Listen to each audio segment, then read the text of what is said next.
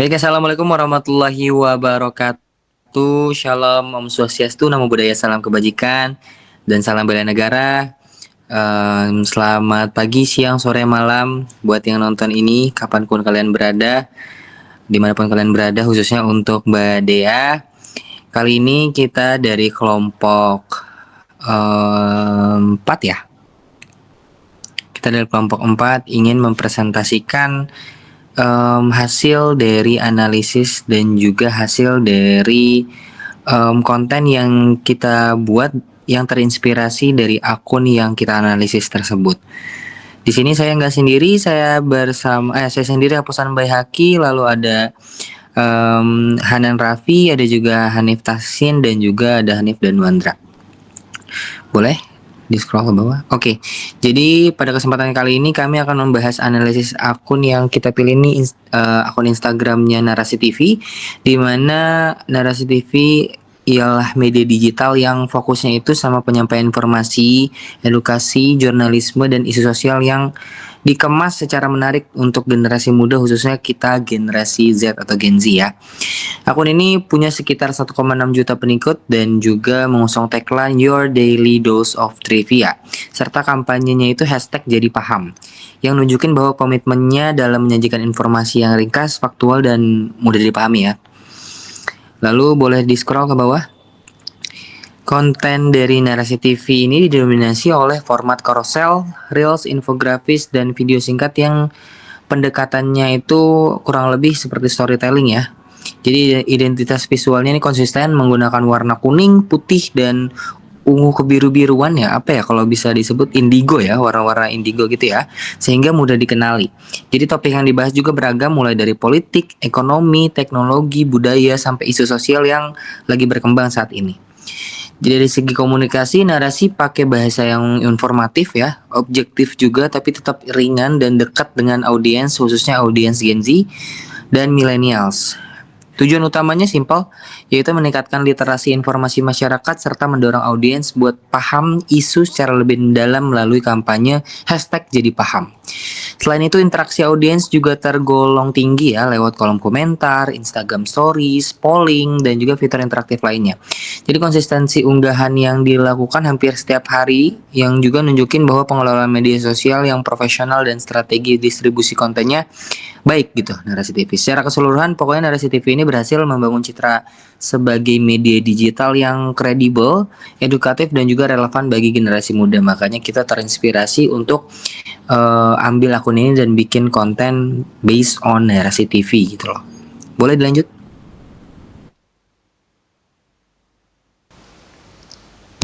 Oke, selanjutnya kita akan membahas tentang pembuatan postingan kreatif yang kita ambil inspirasi dari Instagram serta konten-konten dari Narasi TV itu sendiri. Tapi sebelum kita membahas lebih lanjut, kita akan melihat dulu hasil video yang sudah dibuat berdasarkan inspirasi tersebut. Coba bayangin kalian punya asisten pribadi yang kerjaannya itu memahami kalian dan juga membantu kalian mengerjakan tugas berkali-kali lipat lebih cepat tanpa biaya sedikit pun. Nah, Google mengeluarkan AI yang bekerja seperti asisten pribadi ini. Namanya adalah Notebook LM. Yuk kita bahas. Jadi, Notebook LM ini bukan sekedar chatbot biasa yang kerjanya cuma nyusun jawaban dari seluruh informasi yang beredar di internet. Justru, Notebook LM menggunakan sumber-sumber yang sudah kalian upload untuk membangun jawaban yang sesuai dengan kebutuhan kalian. Jadi, misalnya kalian sedang mengerjakan skripsi atau tugas, kalian bisa meminta jawaban seputar dengan sumber-sumber yang sedang kalian gunakan. Bahkan, kalian bisa minta Notebook LM untuk merangkum isinya, mencari hubungan antar teori, sampai menyusun kerangka pembahasan. Tenang aja, karena fokusnya hanya pada sumber yang kalian berikan, maka jawaban yang dibuatkan oleh Notebook LM akan lebih relevan dengan topik yang sedang kalian pelajari. Sekarang, kalau misalnya kalian punya asisten pribadi seperti AI ini, kira-kira kalian bakalan minta dibantu apa sih? Ngerjain tugas, skripsian, atau belajar hal baru lagi? Yuk tulis jawaban kalian di kolom komentar di bawah. Oke, jadi setelah menonton video tersebut, di sini kami ada penyusunan skrip yang dilakukan sebelum pembuatan konten.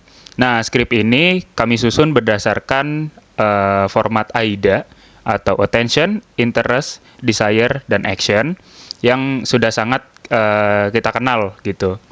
Jadi untuk di awal, attention-nya sendiri ada pada hook-nya yang kita buat dengan teks. Coba bayangin, kalian punya asisten pribadi yang kerjanya memahami kalian dan bisa membantu mengerjakan tugas lebih cepat tanpa biaya sedikit pun.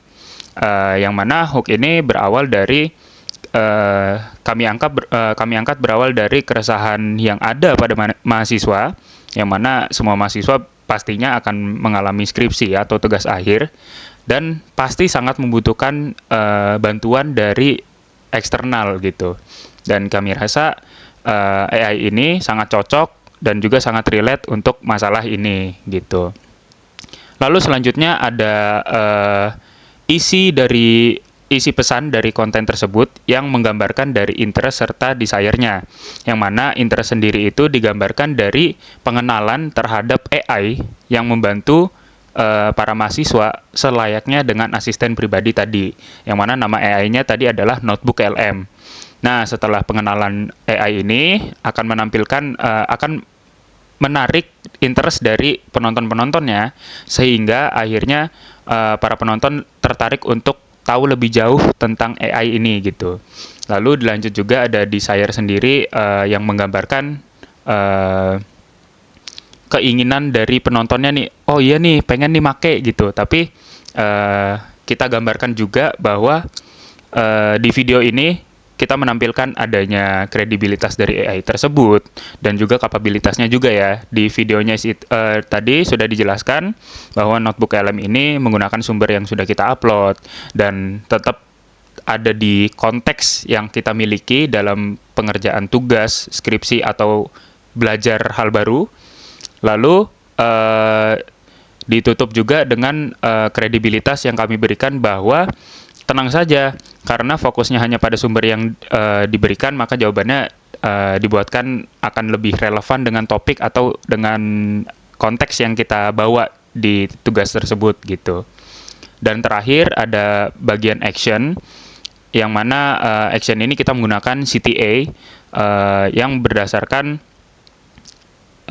kita ingin konten ini untuk menambahkan value dari interaksi kontennya. Jadi kita pengen tahu mahasiswa-mahasiswa mana yang memang terpapar sehingga mereka ingin benar-benar ingin menggunakan Notebook LM ini. Sehingga CTA-nya kita buat dengan teks, kalau kalian punya asisten pribadi seperti AI ini, kira-kira kalian bakal minta dibantu apa?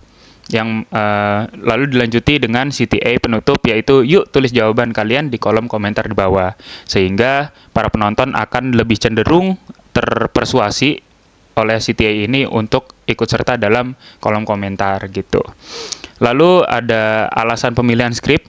Kenapa kita memilih skrip dengan gaya bahasa komunikasi yang semi-semi formal dan tidak terlalu kaku ya, tapi tetap lugas, tetap to the point gitu. Jadi alasan utamanya adalah karena tadi ya kita terinspirasi dari Narasi TV yang membawakan konten-konten itu edukatif yang bentuknya tuh infotainment, lalu dibungkus dengan bahasa-bahasa yang to the point tapi nggak kaku gitu. Jadi tetap kita ngebacanya masih snackable gitu.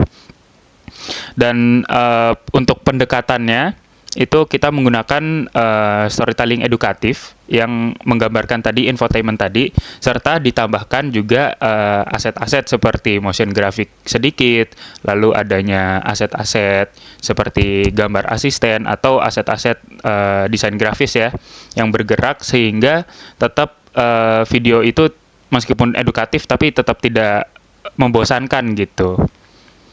Oke, next boleh dilanjut. Baik, selanjutnya adalah tahap penyebaran dan strategi distribusi video. Pada tahap penyebaran ini, kami memilih platform dengan yaitu Instagram Reels karena sesuai dengan target audiens yaitu Gen Z dan mahasiswa yang aktif menggunakan Instagram untuk mencari informasi maupun hiburan. Kemudian video dijadwalkan untuk dipublikasikan pada pukul 6. Waktu ini dipilih karena umumnya mahasiswa dan pelajar sudah selesai beraktivitas sehingga memiliki lebih banyak waktu untuk mengakses media sosial. Selain itu, kami menggunakan caption yang menjelaskan manfaat utama notebook LM sebagai AI yang dapat membantu proses belajar berdasarkan sumber yang diunggah oleh pengguna. Nah, pada bagian akhir caption, kami juga menambahkan pertanyaan kepada audiens mengenai bagaimana mereka akan memanfaatkan AI tersebut. Tujuannya adalah untuk mendorong interaksi dan meningkatkan engagement melalui kolom komentar. Kemudian kami juga menggunakan hashtag seperti hashtag notebook LM, hashtag skripsi, dan hashtag mahasiswa untuk memperluas jangkauan konten serta membantu konten ditemukan oleh audiens yang memiliki minat pada dunia pendidikan dan teknologi AI. Dari strategi tersebut diharapkan konten dapat menjangkau target audiens yang tepat, meningkatkan interaksi, dan memperbesar peluang penyebaran konten secara organik. Boleh di next. Oke, kali ini untuk laporan dan evaluasinya, yang pertama, untuk tujuan dari postingan ini, kami itu bertujuan untuk membangun awareness, sekaligus menginspirasi Gen Z untuk agar mereka bisa mendefinisikan ulang bela negara menjadi aksi nyata lewat menjaga kesehatan mental. Nah, secara teoritis itu kami menggunakan pendekatan dari konsep pathos, yaitu proses emosional dari Aristoteles, di mana kami tidak menggurui, tapi kami melainkan menyentuh empati dan juga kelelahan mental mahasiswa sebagai rekan setara, sehingga pesan call to action dapat diterima oleh mahasiswa tanpa resistensi dari psikologisnya. Selanjutnya untuk proses pembuatan videonya, boleh di scroll ke bawah. Kami membagi menjadi 5 bagian. Yang pertama ada perencanaan atau rencana konten itu, di mana kami menentukan ide, tujuan, dan juga menyusun skrip. Yang kedua, kita memproduksi konten. Yang ketiga, kita melakukan editing. Setelah itu kita melakukan penyempurnaan atau after editing. Dan kelima, kita melakukan evaluasi.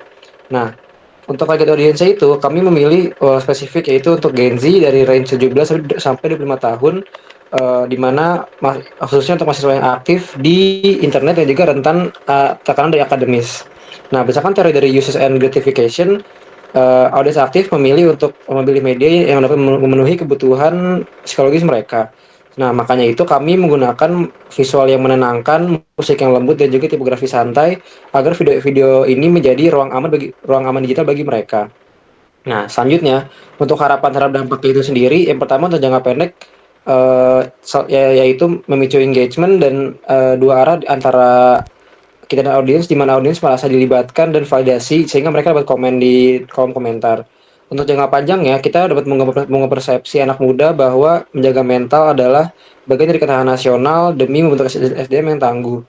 Nah, untuk metrika itu sendiri, itu dilakukan secara kuantitatif, di mana diukur dari engagement rate dari likes, share, save, dan komen, dan kualitatif dari kedalaman sentimen positif audiens. Dan yang terakhir untuk etika komunikasi dan privasi datanya, untuk etikanya itu kita mengambil untuk konten yang patuh pada kode etik digital, yaitu di mana bebas dari ujaran kebencian, diskriminasi, dan juga klaim diagnosis medis sepihak. Selanjutnya untuk privasinya itu kami menggunakan yang aman secara hukum cyber. Footage menggunakan pusaka belajar dari gratis atau Canva, serta identitas visual atau suara talent sudah melalui informed consent tertulis tanpa mengeksploitasi data pihak ketiga. Baik, berikut hasil postingan dari konten video kami. Berikut link Canva, link PowerPoint, dan link sosial medianya. Dan berikut insight dari Reels yang sudah kami posting selama 3 hari ke belakang. Ya. Berikut insight-nya dengan like 119, komen 7, repost 2, dan share 2, juga bookmark 2. Lalu juga ada sebanyak 2.944 tayangan. Kemudian akun yang dijangkau sebanyak 1.374, serta waktu menonton rata-rata sebanyak 9 detik, lalu mengikutinya 1 followers gitu. Baik, mungkin itu saja presentasi dari kelompok 4 mengenai UAS Social Media Strategic and Creative Content Writing. Semoga apa yang kita paparkan bisa jadi nilai yang baik, nilai UAS yang baik untuk kita semua, dan saya berharap kepada teman-teman semua yang sekelas maupun yang tidak sekelas, yang pokoknya diampu sama Mbak Dea, nilainya juga aman semua, semua amin. Mbak Dea juga sehat-sehat selalu, kita semua sehat-sehat selalu. Terima kasih banyak. Wassalamualaikum warahmatullahi wabarakatuh. Shalom, Om Santi Santi Om, Namo Buddhaya, salam kebajikan dan salam bela negara. Bye bye semuanya.